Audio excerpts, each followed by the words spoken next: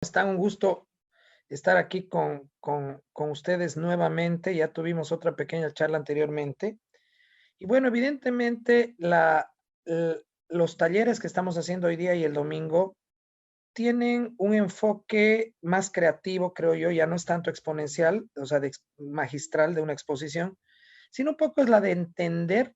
A mí me interesa que focalicemos eso, entender la coyuntura económica, política, social, ¿no? Para ver y analizar su impacto en la situación económica financiera de la empresa.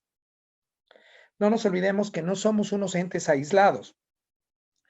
Un país, ¿no? Genera bienestar a las empresas. Un país genera bienestar a sus empleados, al Estado. Las empresas generan bienestar a las familias a las personas, o sea, todo está entrelazado, ¿no? Entonces vamos a ir empezando con algunos elementos para que podamos entender hacia dónde vamos. Nosotros tenemos hoy día una situación muy difícil. Estamos ante una pandemia que es primera vez que tiene este alcance tan global, una pandemia en el mundo. Se había visto otras pandemias en años recientes, pero con impactos muy, muy menguados y bueno, no se había paralizado el mundo en general, ¿no? Sino algunas regiones, ciudades y bueno, por mucho menor tiempo, ¿no? Entonces, bueno, la pandemia ha paralizado el planeta y evidentemente ya estamos en esa coyuntura. Ese es el hoy. El hoy se están tomando medidas, unas acertadas, otras creo que no tan acertadas, para motivar a que las empresas puedan mantenerse este tiempo de cuarentena, para que los empleados puedan mantener algunos ingresos básicos para su alimentación, para que los ciudadanos, ¿no? Pero básicamente no hay nada más. El planteamiento al que nos enfrentamos ahora no es la cuarentena en sí, sino algo que yo lo voy a bautizar el día después de la cuarentena. ¿Cómo restablecemos esa normalidad dentro de la parte corporativa? Para eso me voy a permitir, en primer lugar, compartir una pantalla, ¿ya? Para que vean cómo es tan importante la interacción financiera y esa interacción financiera, cuán importante es para, o sea, en cuanto al impacto que recibe. Mire, los estados financieros son las herramientas financieras más comunes que tenemos, ¿no? Los flujos de caja, diarios, semanales, mensuales, los estados de resultados y el balance general. Los estados de resultados, bueno, los flujos de caja pueden ser diarios, semanales, mensuales, los estados de resultados mensuales, trimestrales, semestrales, anuales, y el balance general en la mayoría de los casos es anual. ¿Ok? Ahora, ¿a quiénes les interesan los estados financieros de una empresa? ¿A quiénes? En primer lugar, al inversionista, tanto al dueño como al que quiere comprar en la empresa acciones o quiere volverse socio, ¿no ve? Bueno, ese es un elemento. Después, a los empleados. Aquí yo tengo que hacer un mea culpa con la sociedad boliviana. Muchos empleados de las distintas corporaciones, incluso empleados de mediano y alto rango que no pertenecen al área financiera, como que no indagan, no les preocupa el área financiera. Dicen, no es mi área. Lastimosamente, el área financiera es un área de todos en una compañía. Ahora, que los dueños o la estructura gerencial de la compañía no socialice la información a todos los funcionarios, eso es otra cosa. Pero que la situación financiera de una empresa es un elemento de todos, lo es sin duda. Sin ánimo a réplica, como decimos. ¿A quién más? A los prestamistas, la banca. Lo primero que tú haces cuando interactúas con un banco para pedir un crédito corporativo, ¿qué es lo primero que te pide? Los estados financieros. ¿A quién más le interesan tus estados financieros? A los proveedores. Los proveedores son, claro, a ver, les doy un ejemplo. Yo soy parte de una cooperativa que produzco leche y vendo el 95% de mi producción a la PIL. Yo estoy inmensamente interesado en saber cómo le está yendo financieramente a la PIL, chicos. No hay alternativa, ¿ok?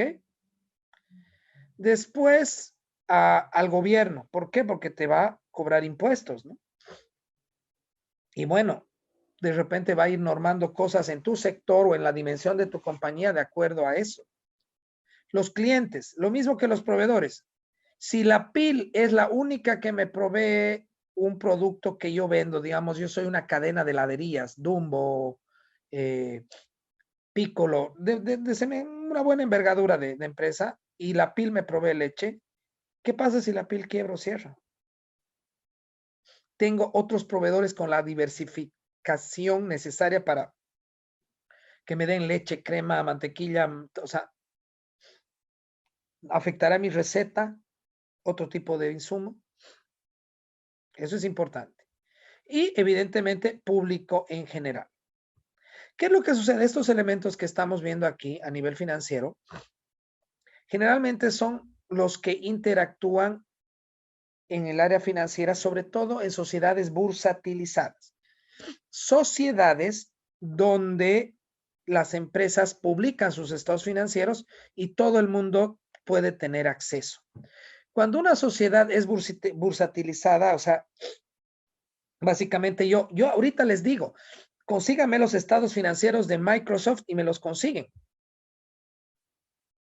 ¿Me entienden? Sin embargo, les digo, consíganme los estados financieros de la ferretería del frente de su casa y no los pueden obtener. No hay transparencia en la información. ¿Ok? Vamos viendo. Vamos a ver un poquito. Quiero ver un poco la señal. Me voy a quitar del video un ratito. Estos estados financieros son los más importantes. ¿Cuáles tenemos primero?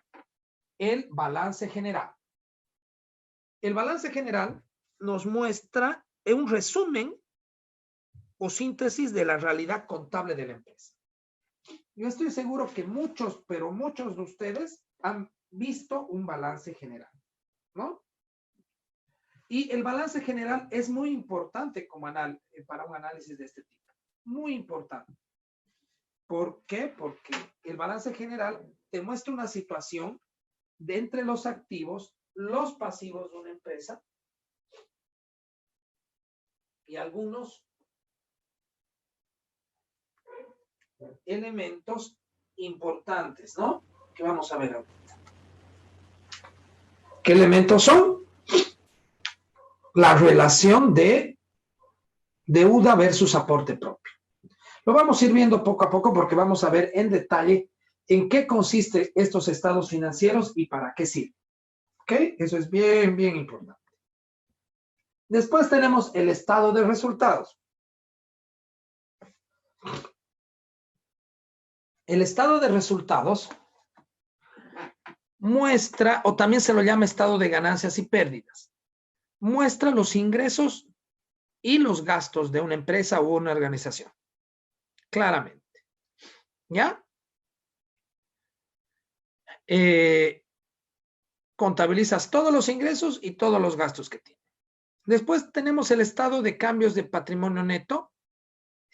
No nos vamos a detener mucho en esto porque este sobre todo les interesa a los inversores. ¿Ya?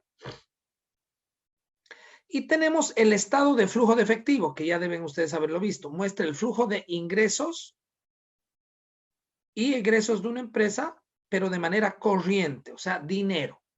A diferencia del estado de resultados que también considera otro tipo de ingresos, o sea, que no solo son monetarios, ¿no? Ahora, sí hay una manera, el estado de resultados, o que lo llamamos estado de ganancias y pérdidas, tiene una conexión directa con el estado de flujo de efectivo. Están conectados, están interconectados. Viene una pregunta. No sé si hay gente conectada en este momento. Alejandro, una pregunta. ¿Hay gente conectada también por el Zoom o no?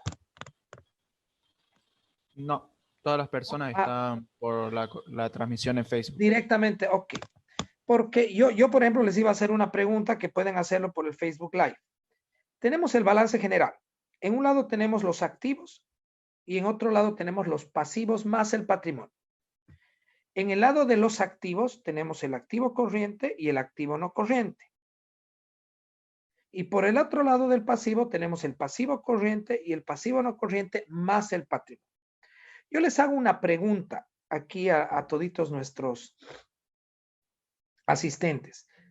Hablamos de un balance y este balance tenemos que cuadrarlo. El lado izquierdo tiene que cuadrar al lado derecho. Yo les hago una pregunta. ¿Por qué tiene que cuadrar? Quisiera que vayan en el Facebook Live y si ustedes, chicos, me pueden hacer llegar alguna de las respuestas para hacer algo más interactivo aquí, sino no solo una presentación fría, fija. ¿Por qué tienen que cuadrar los dos estados financieros? O sea, los dos lados del balance.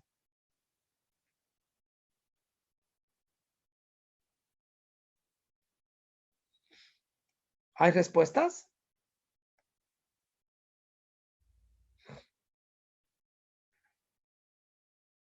No, todavía no hay listen. Ya. Tiene que tener en consideración que hay un tiempo entre lo que usted dice y lo que se transmite en Facebook. Hay como Ah, 30 ya, ya. minutos de lapso. A Entonces 30 es mejor segundos. si va siguiendo, va lanzando los temas y de acuerdo a que os vayan contestando, Ya. yo le voy diciendo acá. Aquí contestó uno. Bruno Traverso dice, porque todos los activos tienen que ser financiados por capital o por préstamos en la ecuación contable. Exactamente. Muy bien, Bruno. Muy bien, Bruno. O sea, tú en un lado tienes los activos, ya sea en dinero o en bienes. Y en el otro lado tienes la deuda más el aporte de los socios. Bueno, yo voy a la casa de ustedes y les digo, a ver, tengo, a ver, este auto a crédito del banco, me dice, ¿no? Y esta tu tele me la regaló mi abuela. Ah, ya. Y este tu comedor, ah, no sé de dónde vino. No me puedes decir eso, ¿no ve?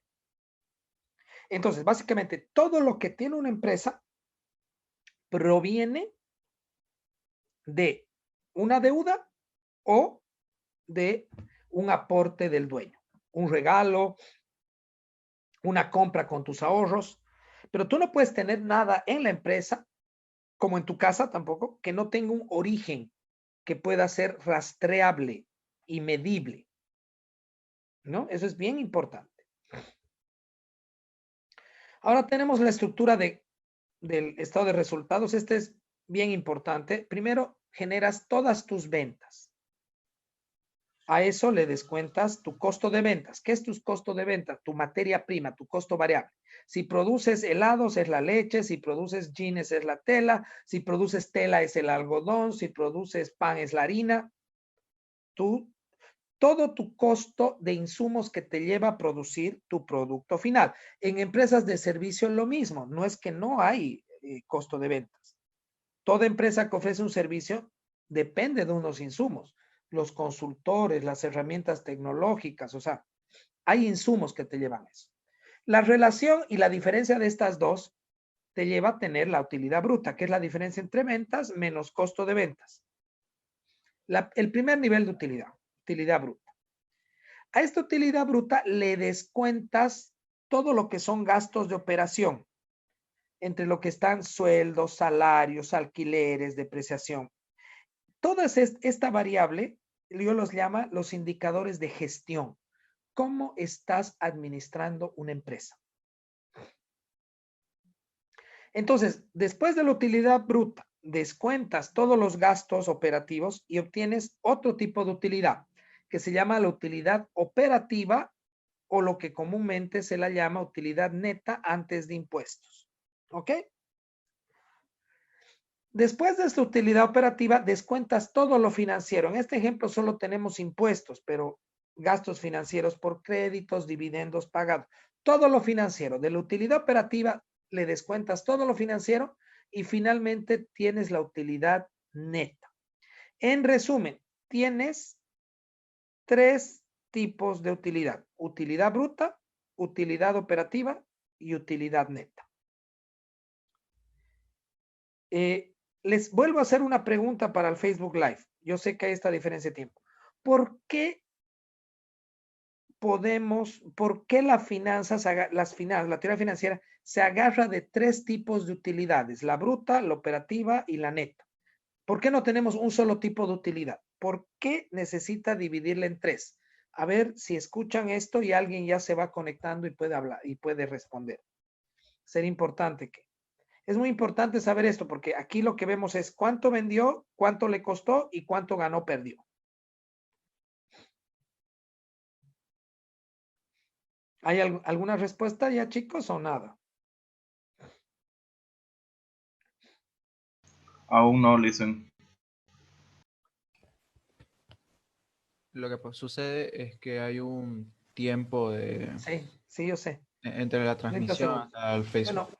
Bueno, seguimos avanzando entonces. Bueno, hay tres tipos de utilidades. Les he hecho la pregunta, el por qué hay estos tres tipos de utilidades. Básicamente porque yo como gerente general tengo que medir por qué lado o por qué lados está el problema en mi empresa. Ahí ya vamos tocando tierra y vamos a ver cómo es el impacto del COVID-19 en una empresa normal. La utilidad bruta, si la utilidad bruta ya es baja, lo más probable es que mis otras utilidades sean bajas, ¿no? ¿Y qué quiere decir? Que tengo un problema con materia prima. O me es muy cara, o no llega bien. Tengo un problema con materia prima. Entonces, ¿qué debo hacer? Tomar decisiones respecto a materia prima. Buscar del Brasil en vez de Alemania, cambiar de insumos. ¿Me dejo entender? Eso es bien importante. Después, asumamos que mi utilidad bruta está bien y le descuento todos los gastos de operación y mi utilidad neta cae fuera de rango. Ahorita les voy a enseñar los rangos. Bueno, ¿qué quiere decir? Que tengo un problema de gestión. La mayoría de los problemas que he visto yo en las empresas entran acá: sueldos y salarios muy altos, alquileres, gastos administrativos. Generalmente, las decisiones de despedir gente vienen a raíz de esto, que la utilidad operativa, o lo que se llama utilidad antes de impuestos, sea muy baja. Porque es lo lógico: si tu utilidad bruta estaba bien y caes en la utilidad operativa, tu problema está o pagas mucho alquiler o distintos elementos. Ahora asumamos que tu utilidad bruta está bien en rango, tu utilidad operativa también, y tu utilidad neta cae, ¡pum!, al piso. ¿Qué quiere decir? Que tienes algún problema financiero con el banco, con impuestos, con dividendos. Eso es bien importante. Diferenciar. ¿Ok? Y después tenemos el famoso flujo de efectivo. Que hay flujo de efectivo para actividades de operación, de actividades de inversión o de financiamiento.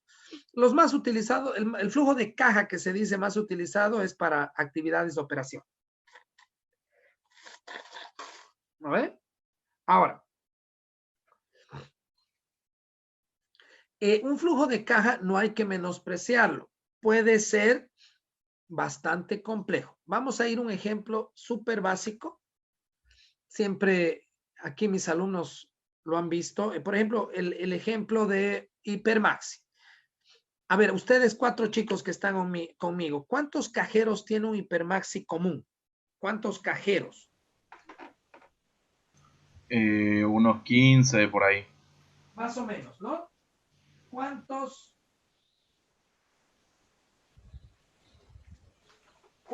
turnos hace un supermercado en horario normal? No hablo de cuarentena. ¿Los 2 turnos? 2 turnos. Entonces tenemos que cada sucursal tiene que hacer 30 cierres de caja. ¿Lo ven? Por día. Multipliquen por 34 sucursales. ¿Tienen una calculadora a mano? Sí. Ya, ¿cuánto sería? Sería 34 sucursales, ¿cuántas? Por Por 30, 30 1020. cierres de caja 720 cierres de caja. por día. 120. Multipliquen por 365.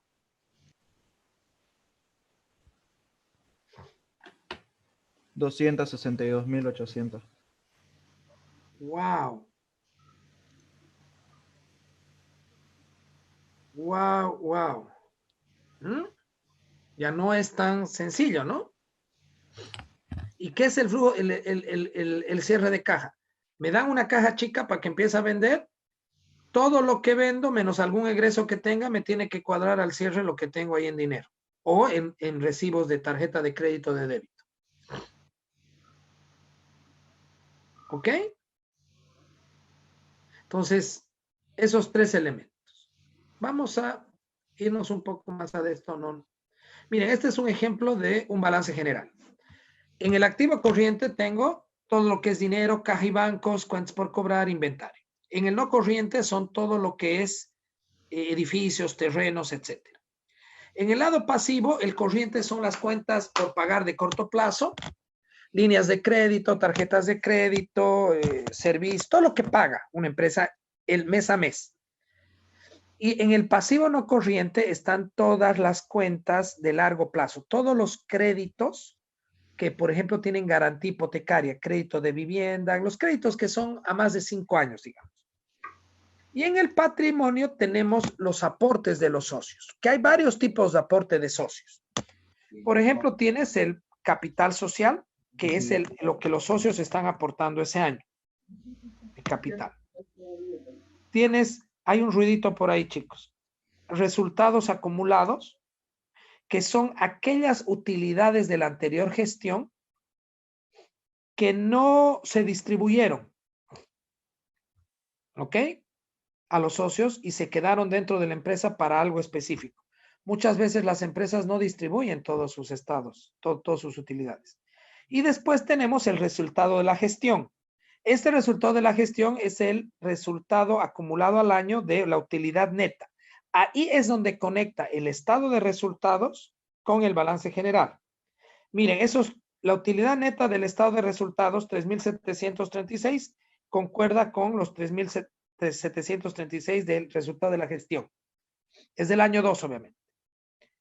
En el estado de resultados tenemos ventas, costo de ventas, los gastos operativos, y ahí tenemos la utilidad operativa, descontamos todo lo financiero y tenemos la utilidad neta. ¿Mm? Entonces, miren cómo conectan los dos y cómo nos sirven los dos. Miren generalmente cómo es el comportamiento de un análisis vertical. En una empresa comercial, el activo corriente siempre tiene más peso que el no corriente. ¿Ya? Y en una empresa industrial, el activo no corriente es el que tiene más peso. ¿Por qué es eso? ¿Hay alguna respuesta que me pueden dar? Porque las empresas industriales requieren tener más, por ejemplo, plantas, maquinaria. Claro. En cambio, una Más empresa inversión en comercial, activos tangibles. claro, son más de inventarios, por ejemplo, de mercadería. Exactamente, muy bien. En cambio, la comercial, En la comercial es diferente, no tiene tanta maquinaria ni tantos procesos exacto, por su más mismo tipo de necesitas empresa. efectivo, stock, inventarios. Sí, Por eso Pharmacorp, por ejemplo, no compra bienes, los alquila, porque lo importante para Pharmacorp es tener stock. ¿Me entienden?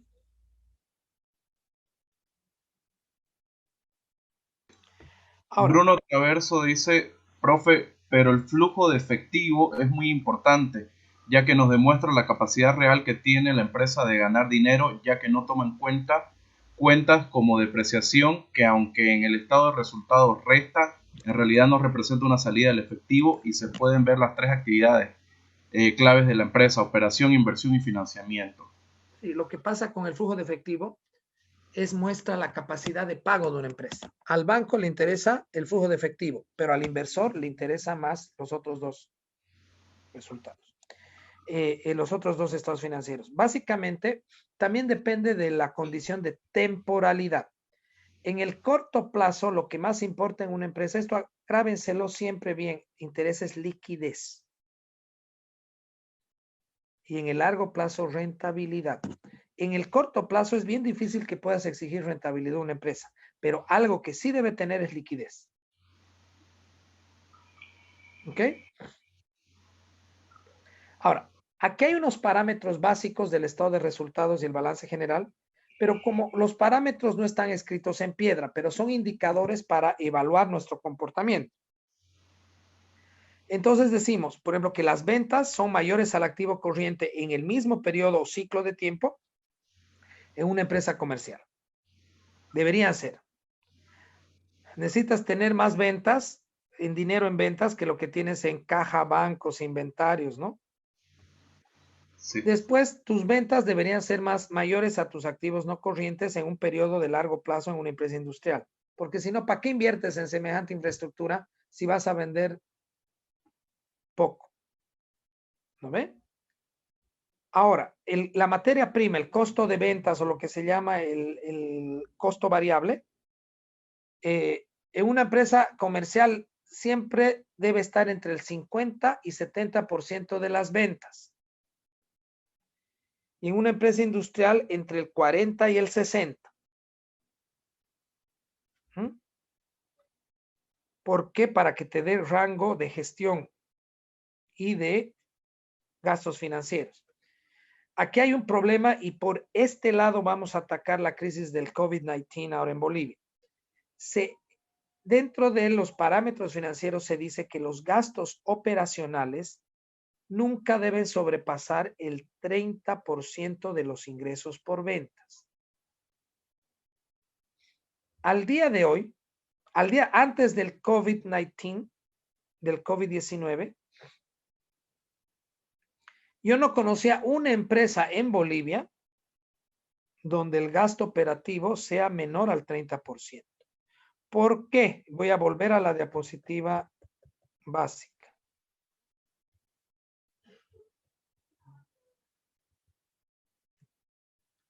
Porque los sueldos y salarios subieron, los salarios mínimos, el Estado controla mucho esa variable. Y en los 14 años del anterior gobierno, esa variable se fue incrementando sin tener una clara conciencia del peso que debería tener dentro de todo el estado de resultados. Los alquileres también se dispararon y muchos gastos administrativos, la burocracia, las tasas, los impuestos, no los impuestos, se empezaron a disparar. Entonces, ¿qué es lo que pasa? En Bolivia, antes de la crisis en la que estamos en la pandemia, ya esto no se cumplía. Imagínense ahora esto. Las empresas van a tener que seguir pagando sueldos y salarios, ¿no ven? Pero sin embargo, no están vendiendo nada o están vendiendo muy poco. Entonces, esta variable obviamente va a ser más del 30% de una empresa. Obviamente. No hay muchas alternativas. ¿Y qué parámetros tenemos para la utilidad neta? La utilidad neta, si es mayor al 20%, es excelente. Porque para que un negocio te dé o alguien te dé 20% al dinero, a tu dinero, tiene que invertirlo en algo que le dé más del 20%, y eso es ilógico. Cuando está entre 8 y 20 es aceptable. Mejor si es más cerca del 20 que más cerca del 8. Y cuando es menor al 8%, ahí atención. Hello.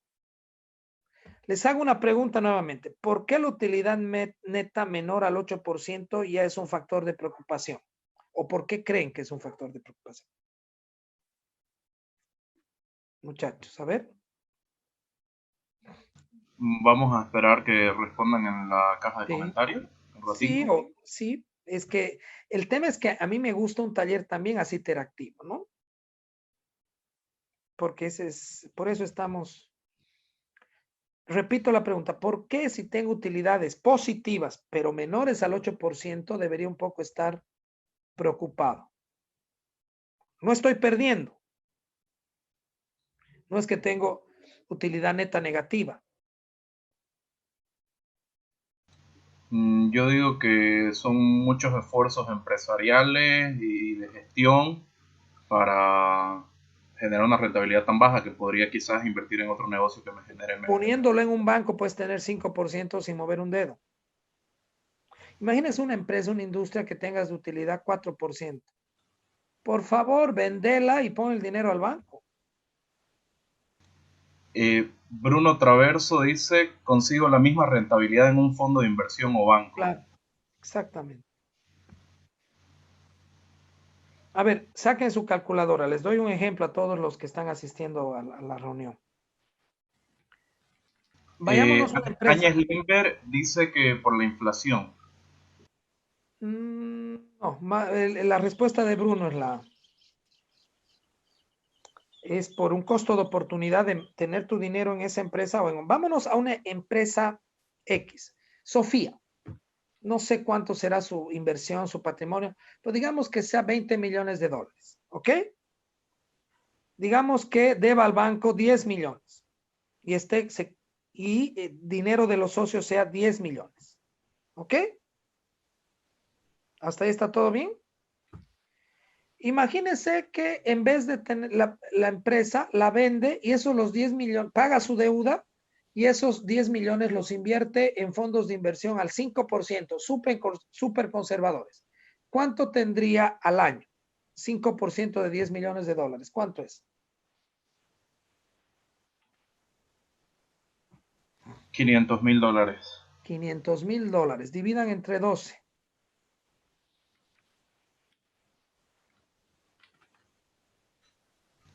$41,666. Sin hacer nada. Tomando cafecito en la Monseñor, viendo Netflix.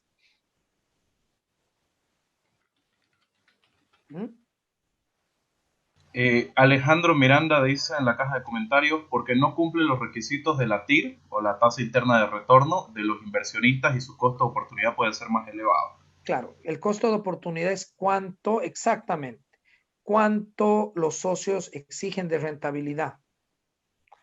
Y el costo de oportunidad es, invierto en esta empresa, en Sofía, o lo pongo al banco, o invierto en Manaco, o invierto en la leche Pil, o invierto. Por eso, cuando estábamos ingresando a la charla, yo les decía esta frase célebre de Rockefeller, que decía, hay que destruir a los empresarios. El concepto de empresario debe desaparecer porque el concepto que debe primar es el de inversor. Rockefeller, ¿qué decía? Yo prefiero ser el dueño del 10% en 10 empresas que del 100% en una. Repito, yo prefiero ser el dueño del 10% en 10 empresas que del 100% en una. ¿A qué se refería Rockefeller con esto? A ver, a la gente del Facebook. No pensé que haya esta diferencia de tiempo, entonces se complica en una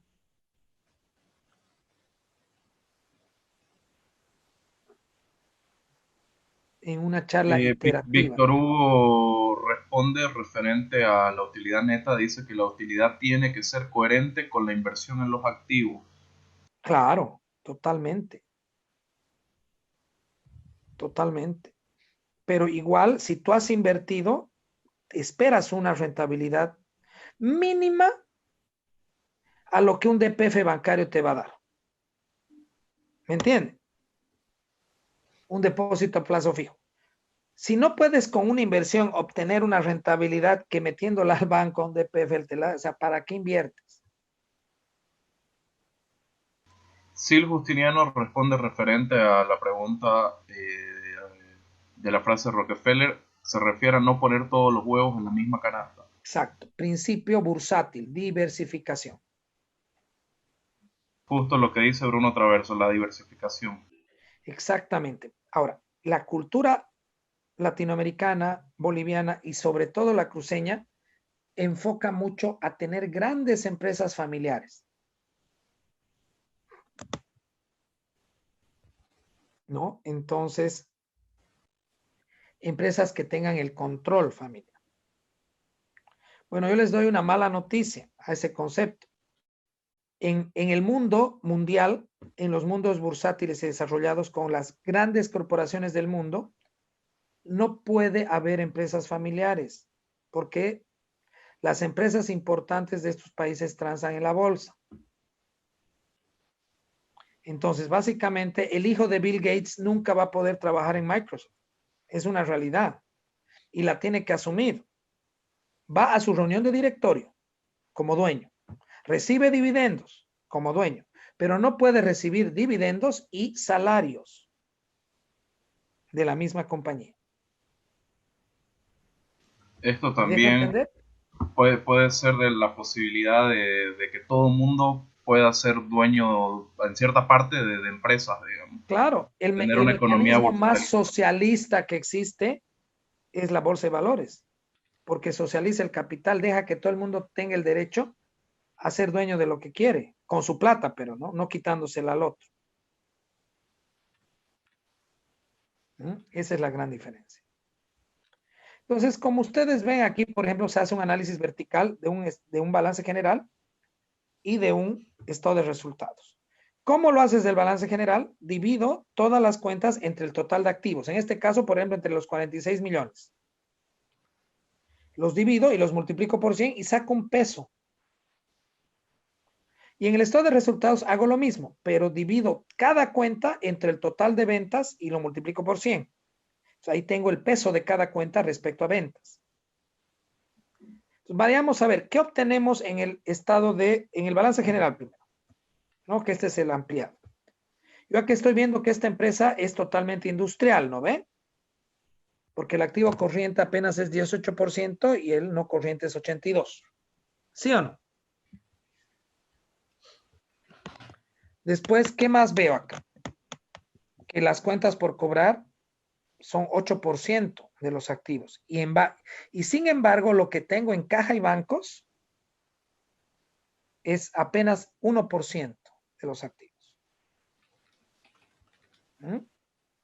Tengo mucho sobregiro.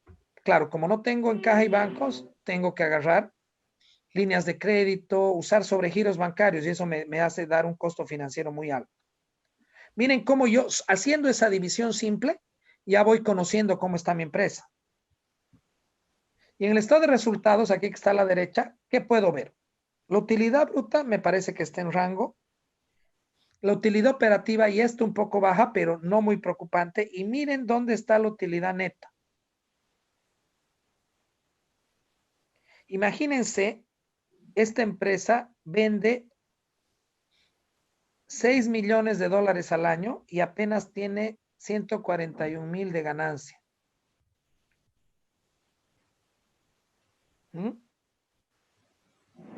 ¿Qué quiere decir? Que hay algo que no está bien, ¿no? Claramente aquí vemos que el problema que tiene esta empresa está entre la utilidad operativa y la utilidad neta. Es un problema financiero el que tiene esta empresa. Los gastos generales de administración están menor al 30%, no tiene un problema. Miren cómo ya vamos conociendo. Entonces, con este análisis, claramente puedo ir viendo qué sucede con la empresa. Y tengo un tipo de análisis más, que es el horizontal, que es exactamente lo mismo que el vertical, digamos este estado de resultados, solo que hago para varios años el análisis vertical.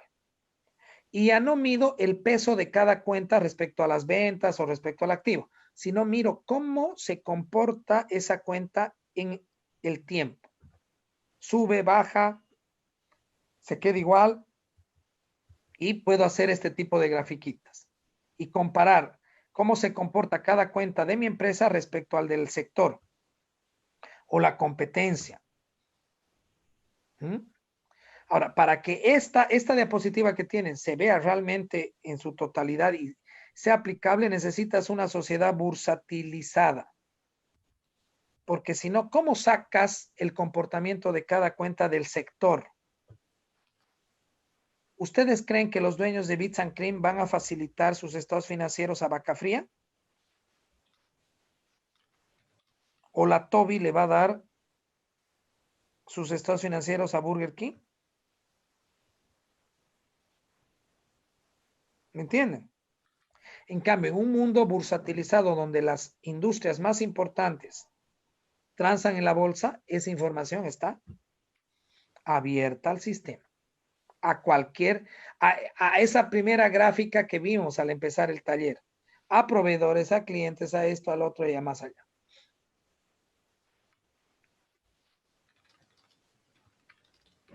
¿Me entiende? Víctor Hugo responde referente a la frase de Rockefeller, por diversificación en la inversión para garantizar el capital en caso de crisis en ciertos rubros. Preservar capital. Generalmente los consorcios familiares no diversifican mucho. Ese es el gran problema. Por eso también Donde se ven caen. afectados en este tipo de crisis de entorno que no pueden controlar. Es para una de las conclusiones que vamos a tener de este taller para esta crisis del COVID-19. Diversificación.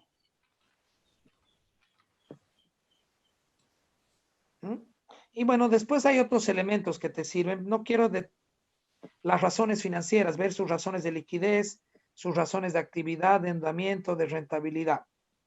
Que hay varias. Vemos muchas fórmulas. Entonces, con el análisis vertical, el horizontal y las razones financieras, ya tienes un elemento para ver, ¿no?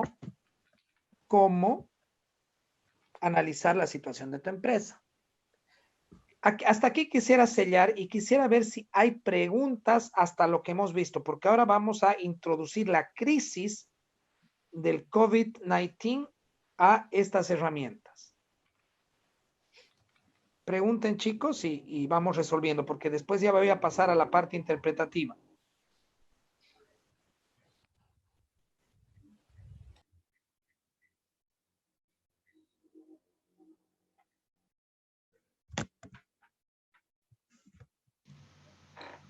Bruno Traverso hace una pregunta en la caja de comentarios del Facebook y es la siguiente. ¿Es imposible entonces tener un benchmark en Santa Cruz?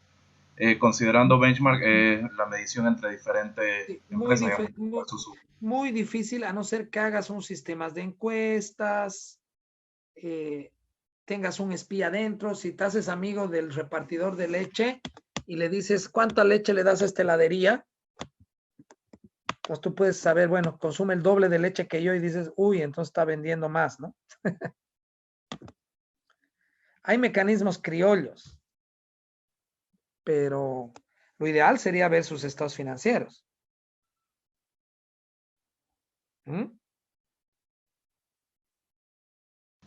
Yo les tengo una pregunta justamente que menciona los mecanismos criollos. ¿Considera usted que, bueno, de acuerdo a todo esto, yo lo creo que sí, que las empresas no tienen una cultura de llevar bien su estados financieros y estados de resultados? Sí, claro. Y no saber tomar decisiones en base a eso también. Nosotros nos hemos criado históricamente en Latinoamérica, en Bolivia, en Santa Cruz especialmente, que el ocultismo trae mayor rentabilidad. Y cuando hablo de ocultismo no estoy hablando de brujería. Es el de no mostrar la información real. El de no decirle a mi competencia cómo estoy. Mi realidad. Sin embargo, en los países más desarrollados del mundo, genera más competitividad porque lo ves a tu competencia yéndole mejor, entonces te esfuerzas más. Sabes cuáles son sus debilidades, sus fortalezas, y cada uno hace un análisis, una radiografía de sus competidores en el mercado. ¿Entienden? Claro, y eso generaría una mejor competitividad y mejor Totalmente, calidad de mayor servicio y productividad, producto. mayor desarrollo. Es como la caserita que le dices te compro todo y te dicen no, de ahí que voy a vender. Pero los bolivianos en general somos así. Después siempre ha habido una cultura que la voy a tocar en el seminario de más tarde, en hacer al Estado y al empleador, o sea, el empleado y el empleador son enemigos. Entonces, yo no le transparento a mis empleados cómo estoy y mis empleados siempre piensan que el dueño de la empresa tiene un as bajo la manga. Lo que tenemos que ir construyendo es el concepto de mientras la empresa esté bien, mi trabajo va a estar bien. Y el dueño de la empresa va a decir, si mis trabajadores están bien, mi empresa va a estar bien. Hay dos preguntas nuevas en la caja de comentarios, se la leo. Marco ¿Sí? Arroyo Mendoza pregunta, ¿qué pasa con la doble contabilidad para evitar E- las cargas tributarias? Ese es un mecanismo, es un gran problema. Cuando tú transas en la bolsa es muy, muy difícil hacer doble contabilidad porque tienes que presentar estamentos auditados cada 3 meses. Y no te lo puede auditar cualquier empresa. Tiene que ser empresas más o menos del calibre de Pricewaterhouse, KPMG, ¿no? Sergio Andrade Catala pregunta, ¿a mayor incertidumbre trato de bajar el apalancamiento? Depende. Más bien, a mayor incertidumbre, yo trato de diversificar la fuente de financiamiento. Entonces, si hay mayor incertidumbre, trato que me presten 2 bancos y, o sea, trato de diversificar la cantidad de inversión que tenga, de origen de inversión. Cuando hay poca incertidumbre, quizás tú puedes decir, yo pongo toda la plata. ¿Mm? Lo contrario, más.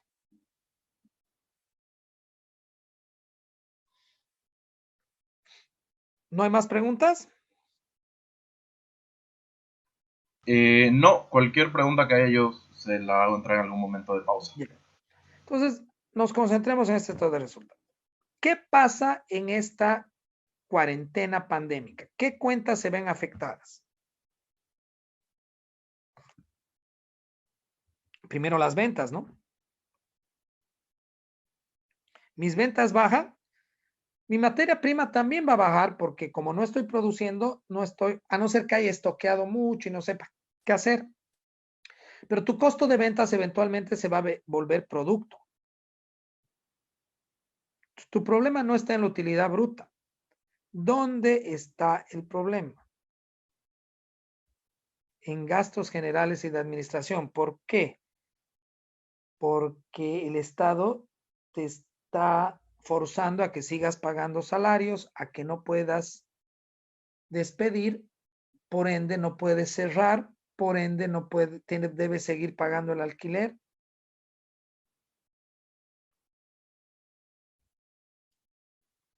¿Me entienden? Listen, yo tengo una pregunta referente a eso. Dime. ¿Cree que esa obligación estatal de ahorita de pagar los sueldos, en su totalidad los sueldos al menos, vaya a generar un alto desempleo a futuro y vaya a Claro, ser totalmente. más perjudicial en la realidad para la vida de las personas, entre eso su salud por alimentación y otros factores? Totalmente. Y esto no es un fenómeno solo en Bolivia, en el mundo.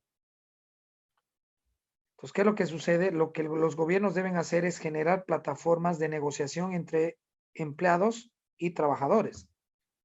Y básicamente, ¿qué prefieres? ¿Perder tu sueldo, tu ingreso o reducir tu salario a la mitad 6 meses? ¿Me dejo entender? Esta es la oportunidad de que los empresarios y los empleados nos dejemos de ver como enemigos, sino que Totalmente de salvemos el acuerdo. barco juntos. Víctor Hugo comenta, me hizo acuerdo el caso Enron con el tema de de la contabilidad creativa sobre la doble contabilidad. Claro. ¿Qué es lo que pasa con el caso de Enron en la Bolsa de Valores? Eh, Ahí muchas calificadoras de riesgo fueron culpables. Eh, el año 2001, 2002. Sin embargo, gracias gracias al ejemplo de Enron, es que los sistemas de control financiero y control fiscal a las empresas en el mundo mejoró. Entonces ya las calificadoras de riesgo realmente tomaron mucho cuidado en calificar, en no hacer calificaciones creativas y en no valorizar tanto del aire, lo intangible, sino que hay un complemento. Yo creo que fue una lección el caso de Enron y a partir de eso se ha visto mucho mejor manejo contable en las empresas bursatilizadas. Perfecto. Sergio Andrade Catala pregunta, ¿en la crisis hay que liquidar el activo fijo que no está siendo usado? Ahí viene un tema y voy a hacer la conexión con lo que voy a decir. Entonces tienes ese costo, ese gasto general y de administración alto. ¿Qué alternativa tienes? No has vendido, tienes un gasto general alto. O los socios ponen dinero o te prestas plata vía el balance general. Por eso el gobierno está queriendo prestar plata a tasas bajas, pasivo corriente, para salarios al 3.7%. Dice. O en su defecto te deshaces de parte de estos activos corrientes que están a la izquierda para, por ejemplo, algún galpón que no uses, algunos camiones que estén, o sea, ahora mi pregunta es, ¿quién va a pagar precios de mercado a los activos saliendo de la cuarentena? Ahorita las empresas que van a resistir más son aquellas que tienen mayor capital de trabajo. ¿Cómo se calcula el capital de trabajo? Es la diferencia entre total de activo corriente menos total pasivo corriente. Aquellas empresas que entre caja y bancos tengan un buen dinero guardado o invertido a corto plazo para poder volverlo dinero. Las que tienen edificios, ladrillos, inversiones a largo plazo, se les va a complicar. La única alternativa que tienen es ir al banco. Ángel Rocabado pregunta, en el caso de esta pandemia, ¿las ventas en algunos sectores se anularían? ¿Los costos fijos se mantendrían? Claro. Obligando a las empresas a cerrar. ¿Qué hacer para no cerrar? Una Bueno, pregunta bastante interesante. básicamente el Estado aquí sí que tiene que tomar un rol. O imprimir más moneda y canalizarla vía los bancos para créditos productivos o créditos de planillas y que la gente no sea despedida y que eventualmente vuelvas a producir. O en su defecto, que el Estado obtenga créditos internacionales y los canalice vía la banca. En el día D, que le llama el día D después de la pandemia, el rol del Estado, del Banco Central y de la banca privada es fundamental. ¿No hacen bien su trabajo? Fundimos todos. ¿Por qué? Imagínense que den créditos, ok, que lo van a hacer, ya lo están haciendo, pero ese crédito no llega a la economía informal. ¿Y cuánta gente vive en Bolivia de la economía informal? Tú como un comerciante informal no puedes tener acceso a crédito. Y quizás tienes 3, 4 personas que trabajan para ti. ¿Cómo le haces? Ese es el costo de no haberte formalizado. A ver, yo les doy un ejemplo en una familia. Doña Teófila no tiene dinero su familia, entonces pone una mesa, 8 sillas y hace sopa en la noche, patasca. ¿Ok? Con lo que hace sopa ella, toda la familia come. El hijo recoge botellas y el marido cuida autos.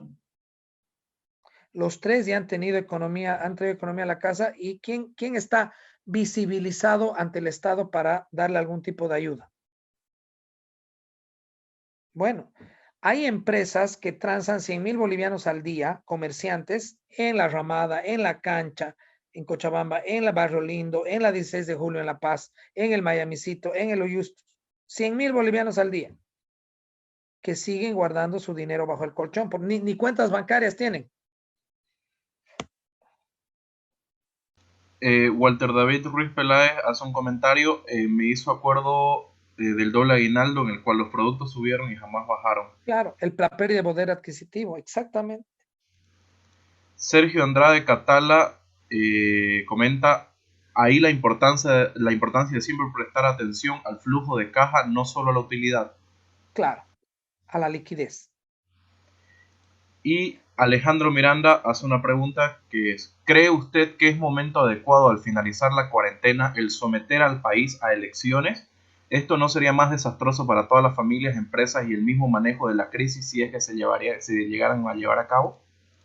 A ver, vamos primero a la de Andrade. Yo creo que nuevamente, primero te fijas en la liquidez, eso es vía el flujo, corto plazo, pero no puedes echar de lado la utilidad, la rentabilidad.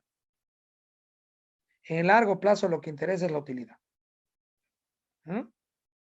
Y las empresas no solo están destinadas a manejar el corto plazo. Yo más bien creo que de una vez necesitamos elecciones, chicos.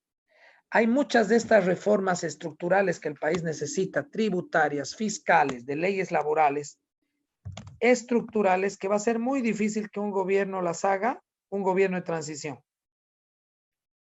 Nuestra preocupación es que ingrese, la mía al menos, chicos, es que en esa elección ingrese un gobierno de tinte socialista y más bien las medidas sean peor que la enfermedad.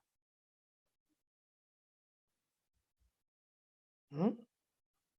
Pero de que necesitamos un gobierno legítimo nuevo en elecciones, el país necesita para darle, incluso para obtener créditos internacionales, para poder salir de la crisis, necesitas un gobierno electo, reconocido por los organismos multilaterales. No hablo que el gobierno de Yanine Áñez no sea reconocido, lo es. Sin embargo, es reconocido con un gobierno de transición que va a llamar a elecciones.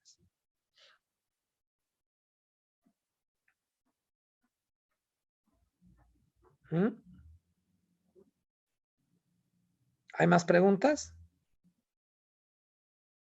Por el momento no. Entonces, bueno, volviendo y ya casi cerrando este tema, el COVID-19, lo primero que va a tener su impacto el día de ese en el flujo de caja. Ingresos menos gastos. Y les voy a decir por qué. Yo estaba hablando con ahorita dos amigos cercanos de la gastronomía de cadenas grandes en Bolivia, ¿ya? Y me dijeron algo muy importante. Ok, nos han permitido implementar delivery. Les cuento que no está saliendo a cuenta porque tengo que habilitar cocina, productos, insumos, empezar a vender. Sin embargo,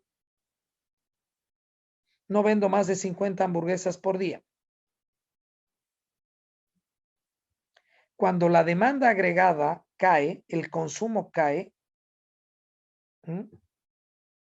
muchas veces la gente, lo que sucede es que la gente puede ser que tenga dinero todavía, chicos. Va a estar recibiendo su salario la mayoría de la población formal, pero ¿lo está gastando igual? Primer punto. ¿Ustedes creen que este año se van a vender la cantidad de autos que se vendían otros años? ¿Cuánta gente va a pensar en renovar su auto? Irse de vacaciones, ir a comer a un restaurante. ¿Mm? Lorenzo Gabriel Dávalos hace una pregunta muy interesante, pero ¿usted no cree que esas empresas que están informal no lo han hecho justamente porque la presión fiscal es muy fuerte en Bolivia y es inviable ser formal?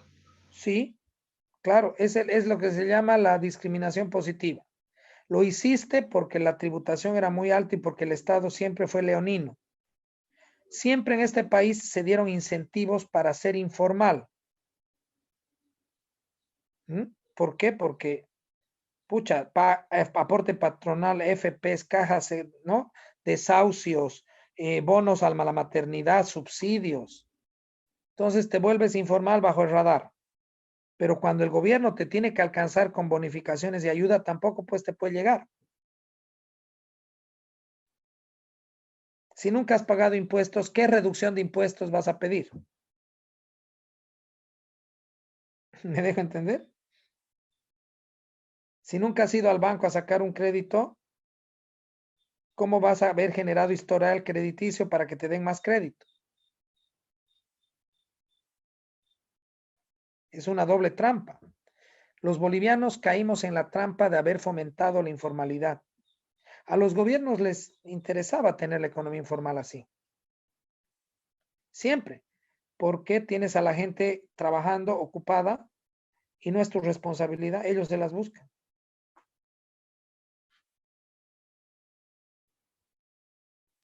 Bruno Traverso comenta, hay una disminución en la demanda agregada. Totalmente. Lo que el gobierno tiene que hacer es tratar de que la demanda agregada no caiga o caiga lo menos posible. Y esa es una labor muy... Yo que siempre les decía en mis clases de macroeconomía, por ejemplo, cuando la inflación es poca, no me preocupo. Cuando la inflación es alta, me preocupo. Pero más me preocupo cuando hay deflación. Ergo, cuando los precios bajan. Cuando ves toda la ciudad en venta, cuando ves 2x1, 3x1, cuando ves que la gente no está comprando todo en liquidación, todo en promoción. ¿Qué te indica eso? Que no hay dinero, que la demanda se ha contraído. Y eso lo Eso es, vimos a finales de 2019, muy antes, desde el 2018 se ha ido reduciendo la demanda paulatinamente. incluso en el centro las tiendas o cerraban o estaban en liquidación Claro, por cierre. totalmente. Sergio Andrade Catala pregunta, ¿reforma tributaria o laboral? Ambas, ambas. La tributaria va al sector financiero, a la utilidad neta, y la laboral va a la utilidad operativa.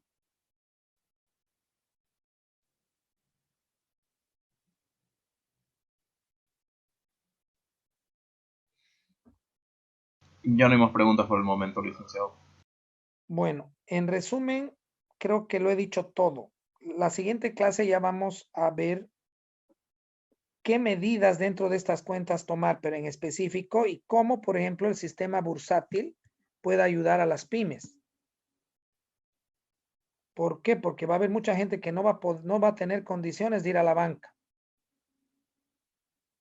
a pedir crédito. Entonces va a tener que someterse a bonos. O en su defecto, muchas de las grandes empresas que no estén vendiendo van a tener que generar acciones, lo que es buscar socios. Resignarte a patrimonio a modo de que nuevos socios entren y traigan capital. Sil Justiniano pregunta, ¿por qué asevera que existe deflación? Porque anda a ver cuánto ha caído el precio de los bienes inmuebles. Los únicos bienes que han mantenido su precio o han incrementado es un porcentaje de los víveres y alimentos y los productos de salud. Les someto a que vayan a ver cuánto ha caído el metro cuadrado en terrenos, cuánto ha caído el metro cuadrado en construcción, cuántas promociones van a empezar a ver a nivel educativo, en universidades, para que la gente pague. Se están eliminando las multas, las moras, que es parte del precio, ¿no? Lorenzo Gabriel Dávalos pregunta, ¿pero una forma de generar la demanda agregada no es la emisión de billetes? Entonces, en ese entendido, ¿eso no generaría una hiperinflación?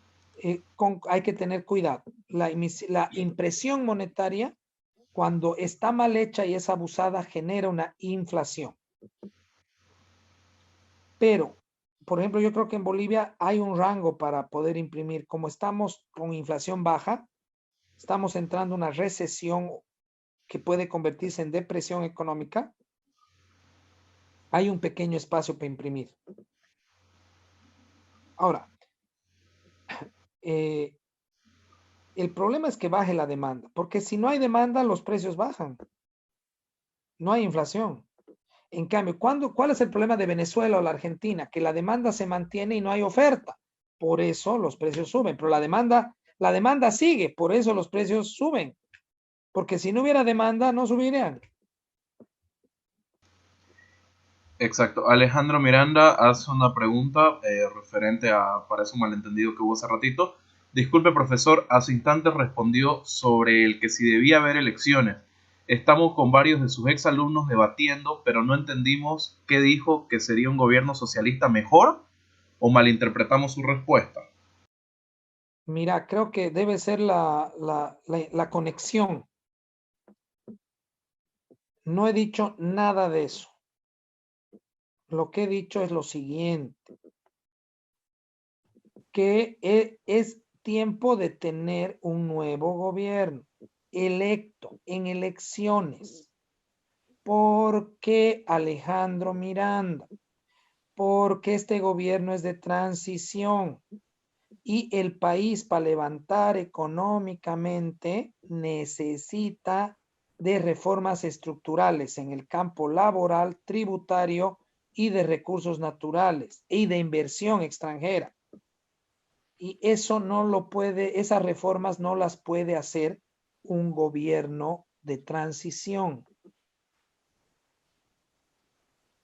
Lo tiene que hacer un gobierno electo. Segundo, mi preocupación, he dicho que es cierto, necesitamos una elección, conceptualmente hablando. Ahora, si en esa elección vuelve un gobierno de tinte socialista o populista, quizás el remedio sea peor que la enfermedad, que más bien, lejos de buscar un nuevo gobierno para reformas que lleven a la construcción de un nuevo Estado mejor, más próspero, más liberal, más productivo, más bien caigamos en un Estado más socialista. ¿Quedó claro? Gilmer Herrera hace la pregunta, si tengo dinero en efectivo, ¿es buen momento de cancelar un crédito en dólares o guardar No, ese efectivo para cualquier oportunidad que se presente? no, en una pandemia guardé efectivo hasta que esto termine. Hasta tener una estabilidad, al menos la idea de una estabilidad en el mercado, ¿no? Sí, totalmente. Ya, Sergio Andrade Catale hace un comentario y dice, hay otras alternativas para generar demanda agregada, bajar presión fiscal, por ejemplo. Eso sí, se está planteando una ley de perdonazo tributario, pero son medidas de corto plazo. Tú para bajar la presión fiscal de verdad necesitas una reforma tributaria y eso no lo va a poder hacer un gobierno de transición.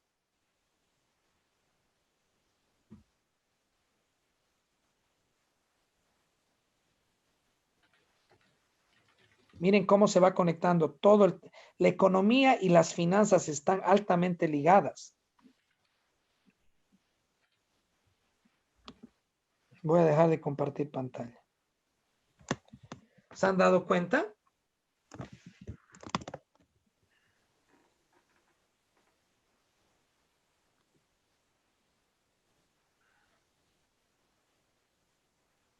¿Mm?